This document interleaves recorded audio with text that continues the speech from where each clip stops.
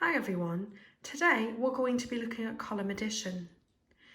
Column addition is another way that you can use to add two numbers together, and you already know lots of different ways of adding numbers together. If we have a look at this sum, it says 34 add 23 equals. Now, there are lots of things that you could do to find out the answer of this sum. You could use a number square, you could use a number line, you could get out the tens and units equipment, you could draw out the tens and units, and that's what I've done here. So you can see that I've drawn out the 34 in red, 3 tens and 4 units, and I've drawn out the 23 in green, 2 tens and 3 units. And then I've added them together. So let's have a look at the units. There are 1, 2, 3, 4, 5, 6, 7 units. And now the tens. 1, 2, 3, 4, 5 tens.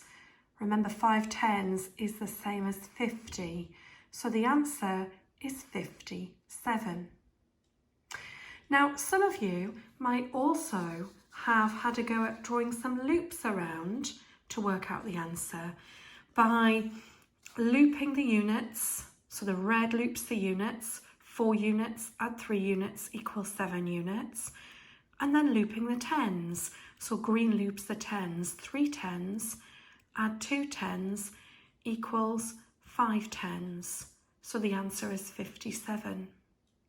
Now, column addition works by thinking about how many tens and how many units are in each number when you're adding them together. So now you can see I've written the same sum again, but this time instead of going across the page, it goes down the page. So we've got 34 add 23, and then there's the equal sign at the bottom there, and that's where we're going to write the answer. And you can see I've kept the sum in columns. So I've got my units here. This is my units column. So I can put an up at the top to stand for units. And this is my tens column. Now, one of the really important things about column addition is that you do keep your numbers in the right columns. So the units numbers must always be underneath the units, and that's going to be the unit answer there. And the tens numbers must always be underneath there, so that's going to be where the tens number is going to go. The other really important thing about column addition is that you must always start with the units, and that's because when you start to get onto really tricky numbers, it's important that you've started with the units first.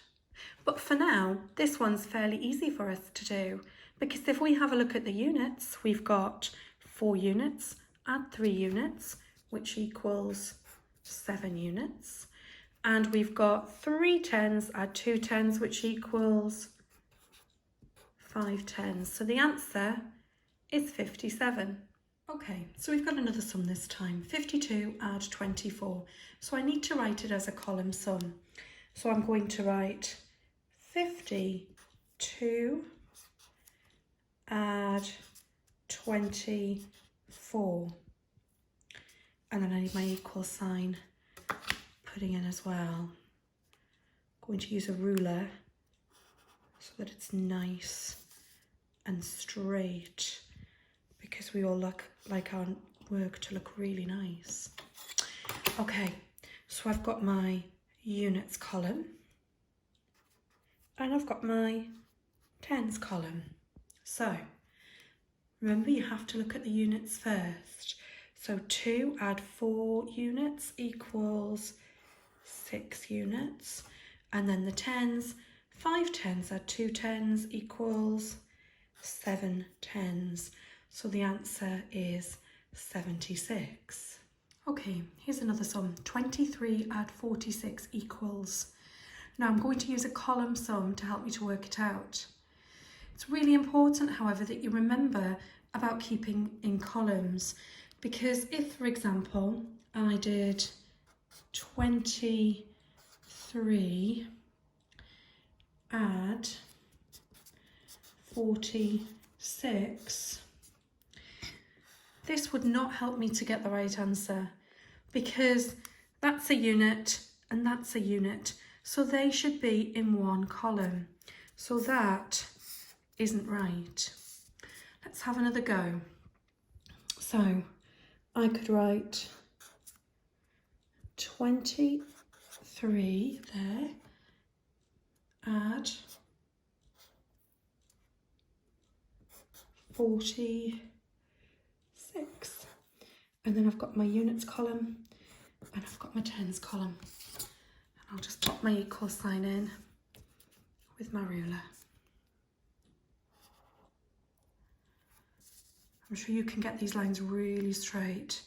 It's really tricky doing it with one hand. There we go.